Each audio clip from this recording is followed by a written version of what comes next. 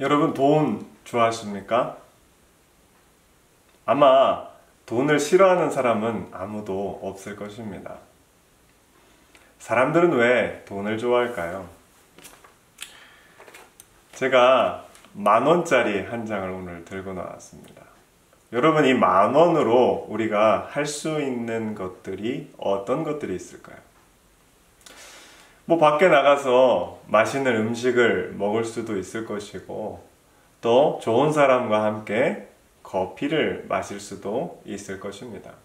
그런가 하면 나를 위하여 작은 것들을 살 수도 있을 것이고, 특히 요즘에 아주 중요한 마스크도 몇 장이나 살 수 있는 것이 바로 이 10,000원이라는 돈입니다.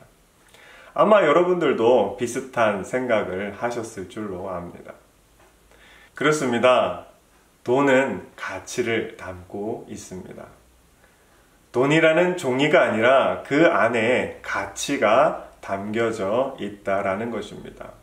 이 가치는 우리가 살아가는 사회에 여러 분야에서 손쉽게 사용할 수가 있습니다. 우리나라뿐만 아니라 세계 어디를 가더라도 이 돈 안에 있는 가치를 가지고 우리는 많은 것을 할 수 있습니다. 그리고 이 돈은 축적하기가 참으로 쉽습니다. 여러분, 만약 여러분의 전 재산을 쌀로 한번 저장해야 된다고 한다면 아마 큰 창고가 필요할 것입니다. 그렇습니다. 돈은 가치를 담고 있고 그 가치는 우리가 살아가는 사회에 쓰기가 아주 좋습니다. 그리고 그 가치를 쉽게 축적할 수 있기에 많은 사람들은 이 편리한 돈을 좋아하고 또 사용합니다. 또 한 가지의 특징이 있습니다.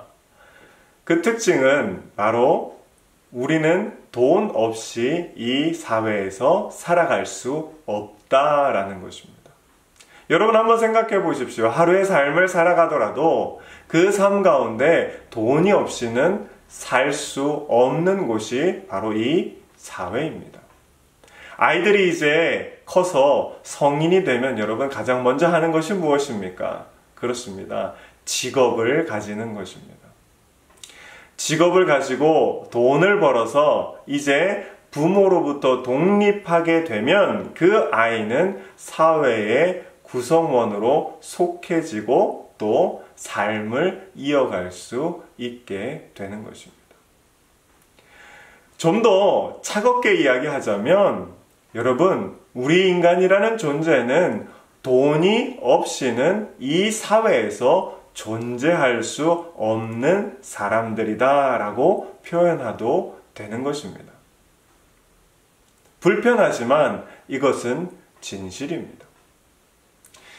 그러나 여러분, 성경은 조금 다른 이야기를 합니다. 성경이 돈에 대해서 어떤 이야기를 합니까? 디모데전서 6장 10절에 보시면 돈을 사랑함이 일만하게 뿌리다라고 이야기합니다.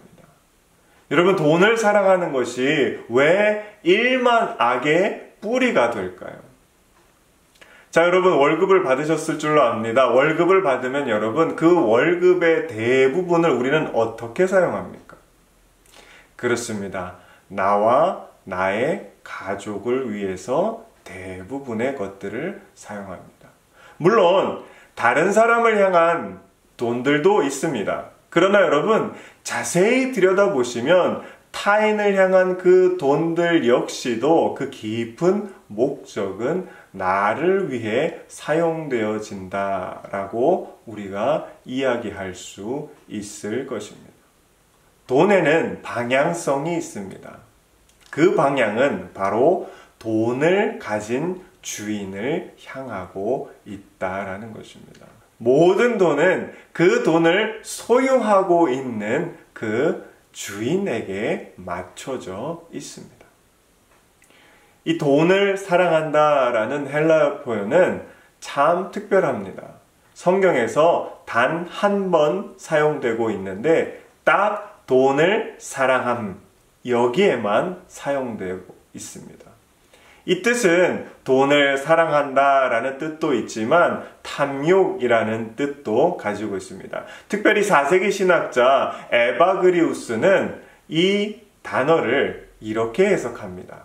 인색이라고 말입니다.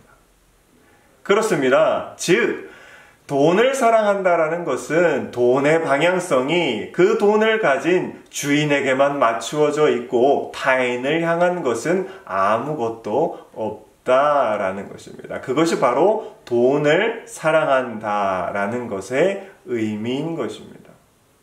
프랑스 철학자 자크 데리다는 타인을 위한 돈을 이렇게 이야기합니다.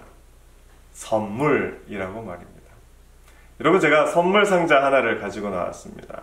여러분, 이 선물의 가장 핵심적인 의미가 여러분 무엇일까요? 물론 선물은 받는 사람의 마음을 기쁘게 해야 합니다.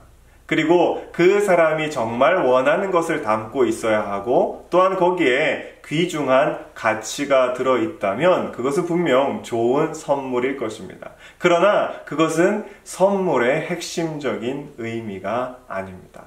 선물의 핵심적인 의미는 여러분, 이 상자에 무엇이 들었는지 알지 못한다는 것입니다.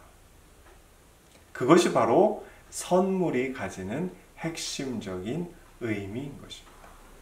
마치 우리가 하나님을 만나서 하나님께서 우리에게 주셨던 그 은혜처럼 말입니다. 자, 여러분, 여기에 다시 10,000원짜리 한 장이 있습니다. 오늘 여러분, 이 10,000원짜리 한 장이 여러분의 지갑 속에서 사라지면 여러분의 삶은 어떻게 될까요? 살기 힘들어지실까요? 아닙니다, 여러분. 이 10,000원짜리 한 장, 우리의 지갑에 있어도 없어도 그렇게 큰 삶의 변화는 없습니다.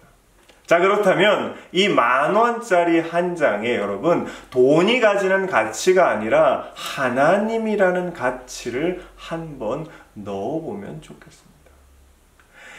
이 돈에 나의 목적과 나의 뜻이 아니라 하나님의 목적과 하나님의 뜻을 넣어보자라는 것입니다. 여러분, 오늘 이 돈 들고 가서 하나님께 이렇게 한번 기도해 보셨으면 좋겠습니다. 하나님, 여기 10,000원짜리 하나가 있습니다. 이거 어떻게 사용할까요? 그 10,000원이라는 돈에 여러분, 하나님의 가치와 하나님의 목적과 하나님의 뜻이 들어갈 때 여러분, 그것은 더 이상 10,000원이라는 돈이 아니라 알 수 없는, 이 안에 어떤 것이 들어있는지 알 수 없는 놀라운 선물로 변하게 되는 것입니다. 마태복음에 보면 24장에 충성되고 지혜 있는 종의 이야기가 등장합니다.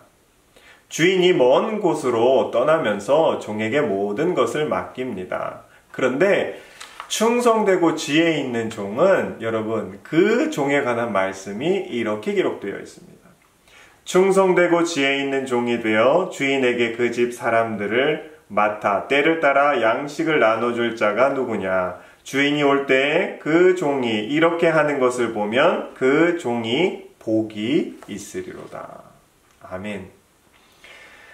여러분, 충성되고 지혜 있는 종이 된다라는 것은 무엇이냐면 첫 번째로 그 집의 모든 사람들이 때를 따라 양식을 얻을 수 있게 된다라는 것입니다. 많은 사람들이 좋은 유익을 누릴 수 있다라는 겁니다. 두 번째로 여러분, 이 충성되고 지혜 있는 종 역시도 주인이 돌아왔을 때 복을 받게 된다라는 겁니다.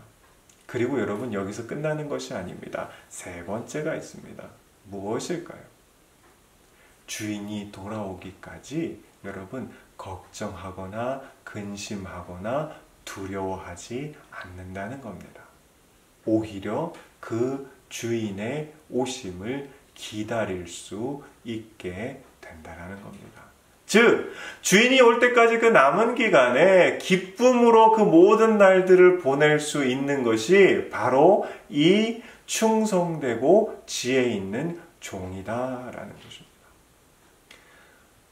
여러분, 만약 우리가 우리의 돈에 나의 목적과 나의 뜻이 아니라 하나님의 목적과 뜻, 그리고 하나님의 가치를 담을 수 있다면 여러분, 우리는 10,000원 한 장으로 행복한 삶을 살 수 있을 줄로 믿습니다. 그런 삶을 살아가는 저와 여러분 되시기를 주님의 이름으로 축복합니다. 감사합니다.